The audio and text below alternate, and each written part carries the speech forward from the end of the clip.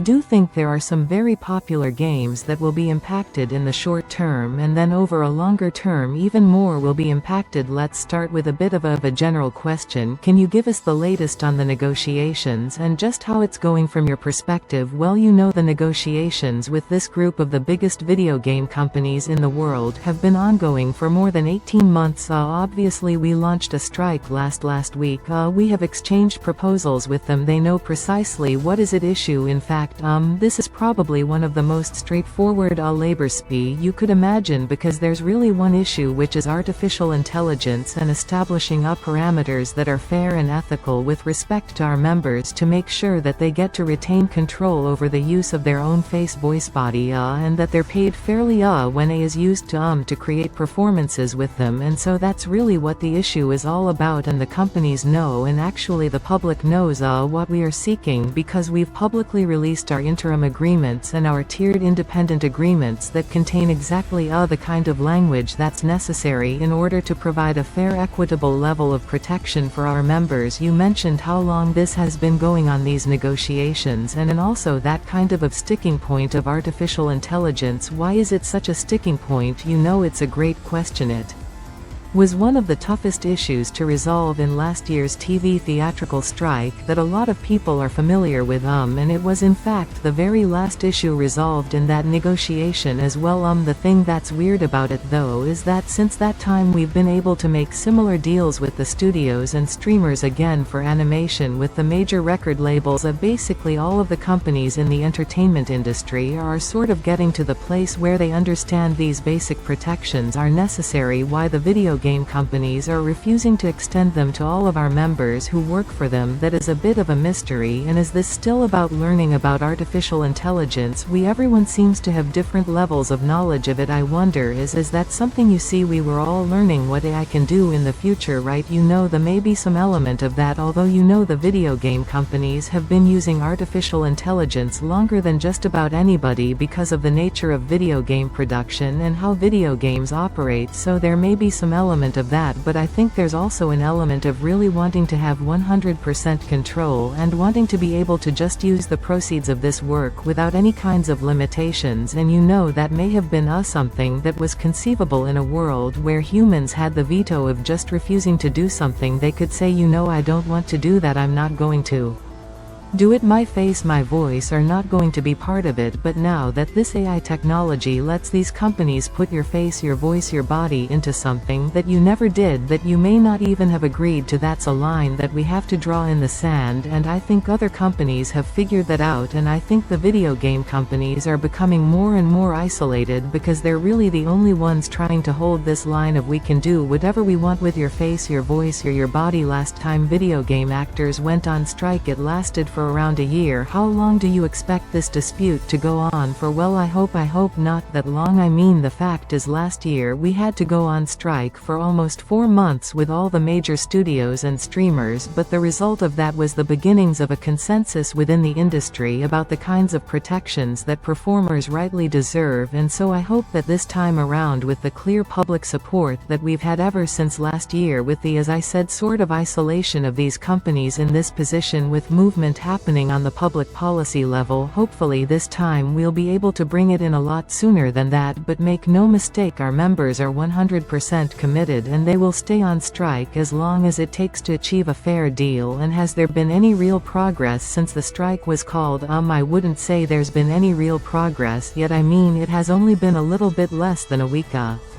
And so I think that it's going to take a little more time than that, but I do think it's clear the companies are focused on this issue. This, I think, has got their attention. We had a huge picket line last Thursday out in front of Warner Brothers Games at the Warner Brothers Studios in Burbank, California. Hundreds and hundreds of our members showed up. It was, I think, a really powerful demonstration of the unity and solidarity being just as strong this year as it was last year. And I think those things will have an impact. You touched on this before when when we're talking about artificial intelligence, you know, a lot of experts seem to agree it's maybe not quite as clever as people make out, and it's a bit of a way from being able to sort of replace humans entirely. Just go through those reasons. Why are you so worried about AI? Well, this is a very specific use of AI that we're talking about, which is replicating up performances by human performers, and I think it's really of concern because that level of technology does exist today and it's rapidly improving, and I think everyone can understand how fundamentally unfair it is for someone to have to compete against themselves for a job. I mean, this business is hard enough competing against other people, but when a video game studio can generate a duplicate of you to compete against you and maybe not even have to pay that duplicate, that's not a tenable situation for anyone. That's unfair, it's unethical, so this is something that has to be addressed right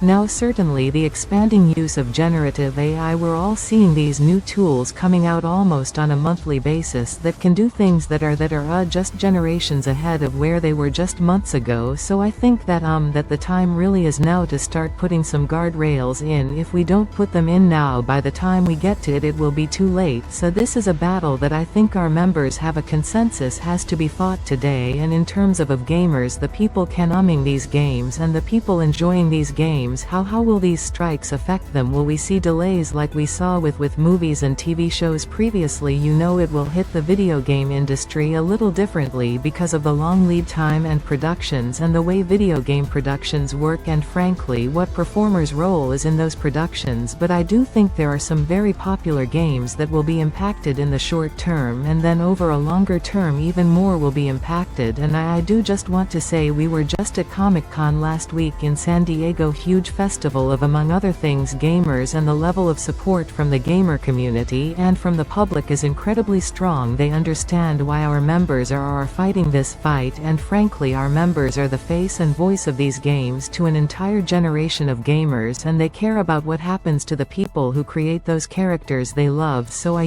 do think that we're going to have strong support there. And just going back to what you said there about some possible delays, are there any specific franchises, any specific games that could be affected in the short or long term? There are, but I'm not going to name any names just yet, but I would say that I think we see for sure sort of live gaming as being something that'll be affected the most quickly, because of course those are games that are constantly rolling out new content at all times, rely on subscribers and constant refresh in order to maintain their relevance.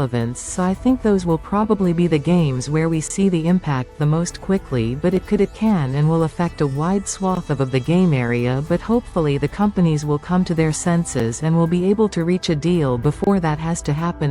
But just make no mistake, this is an existential fight that our members are in. They know that this is the future of their career, it's the future of their ability to control the use of their image and likeness and voice and performance and movement, and it's not something they're going to give up on. And just finally, Duncan, the first want to go back to something you said before about the audience and that sort of solidarity and support. Is there anything the audience who plays games can do if they want to show support? I mean, you said you've experienced it there, but for our audience that play games, is there anything they can do to show solidarity with video game actors? Absolutely. Look, I'm a gamer myself, and so I know how important games can be to people, and I think number one thing they can do is really use their social media, use just their communication tools at their disposal, whether that's even just an email to these companies to let them know that it's not okay for the companies to to treat their performers or really any of their workers unfairly, especially as it relates to AI.